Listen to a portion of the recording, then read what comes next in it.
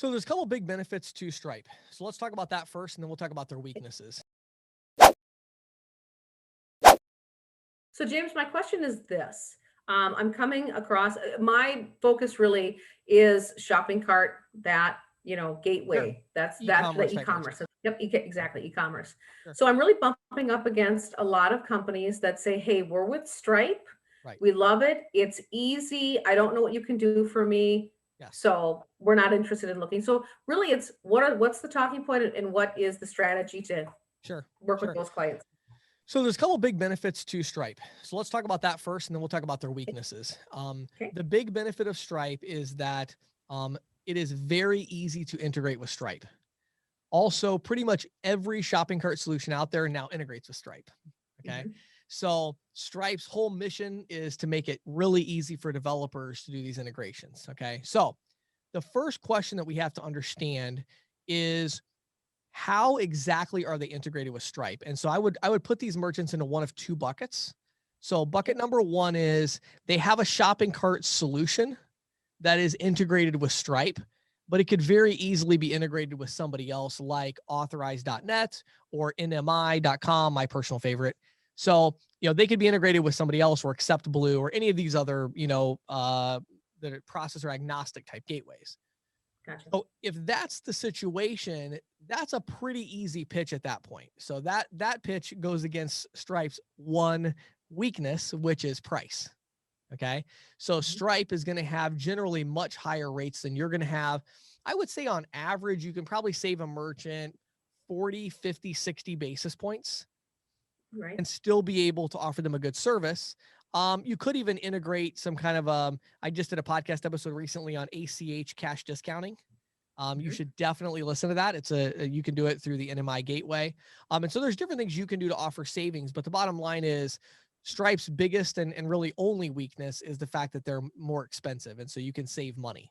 So Okay. the pitch is pretty simple. I can save you money, but the other pitch is going to be you already have this current software solution that you're using for your shopping cart, whether it's 3D or whatever they're using, and you say the great news is we can actually integrate with that shopping cart solution through our gateway. Everything's going to be exactly the same as it is with Stripe, just one difference: you're going to pay less. Mhm. And so the pitch would be, if I can offer you significant savings, and if I can take care of switching your gateway over to another, your shopping cart solution over to another gateway, and I'm going to save you money in the process, is that something you'd be willing to learn more about? And so that's the pitch. Now, those are Gotcha. the easy ones. The problem with those merchants is that generally those are going to be not always, but they could be smaller merchant accounts. They might only be doing $10,000 to $30,000 a month in volume if they're using a kind of a out of the box shopping cart. And so sometimes saving them 50 basis points is not enough, to get their business. But sometimes it is. So that's the pitch. The larger merchants a lot of times are with Stripe, not because they integrate with their gateway, but because they've built a custom integration. And so they have built their own shopping cart, or they have their own technology solution, whatever it might be. And they've actually built into the Square API, and they're like integrated into Stripe, like big time. Okay. Yep. So for them, what I always recommend to do is I say, I totally understand why you went with Stripe. They have great documentation for developers. They're very easy to integrate with. But what you probably didn't know at that time is that by doing that, you integrated with a gateway that is also a credit card processor. So they have now locked you into these rates. So let me ask you a question, Mr. Merchant. When Stripe comes out in a year and raises your rate by 1% or 50 basis points, 0.5%, what are you going to do at that point? Are you ready to deal with that? And they're going to say, no. I mean, you would just have to eat it, right? Yes. So you're willing to put your future profitability in the hands of Stripe, knowing that they have the full ability and authority to do a price increase whenever they want, just like any other credit card processor. And you realize that you are totally powerless to escape that price increase whenever they do it. And it could take you quite some time to build into a different gateway. So you want to start off by kind of scaring them a little bit with that, because that's true. That's like a real thing.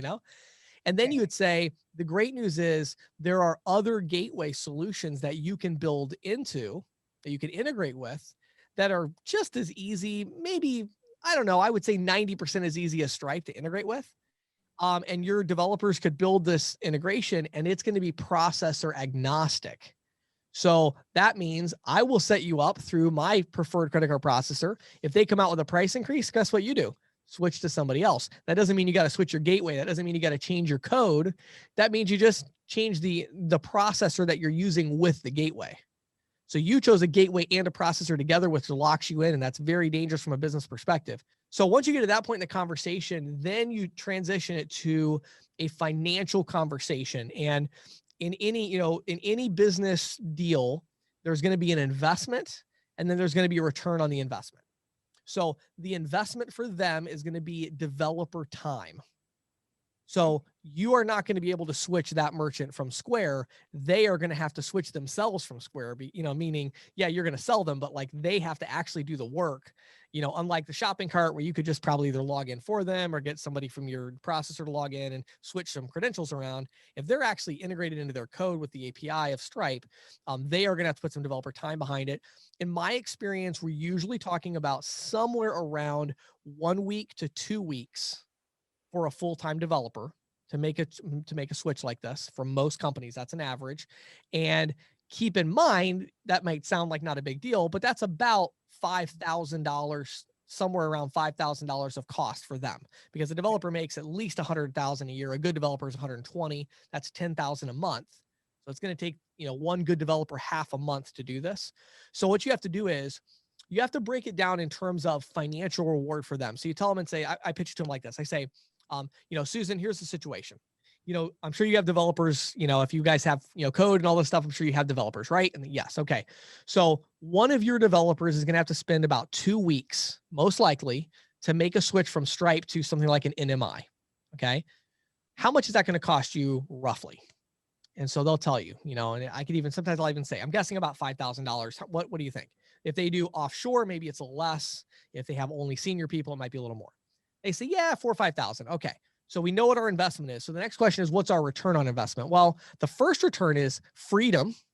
Now you're going to be with a gateway solution where you can go to whatever processor you want whenever you want. That's awesome. That's, how do you put a value on that? I mean, that's tough. But let's just take that out of the picture for a second. The other part of it is going to be savings. So this is where I need to get a copy of your credit card processing statement. Odds are Stripe is not doing, interchange optimization for you. They're not doing any kind of special fraud protection. They're not doing all of these things I can do to dramatically lower your processing cost. So the question for me that I have for you right now is, Susan, if I can dramatically, increase your profitability by lowering your credit card processing cost such that it justifies making that $4,000 or $5,000 investment, and knowing that on top of that, you're going to be free from being locked in with Stripe, is that something you're willing to consider?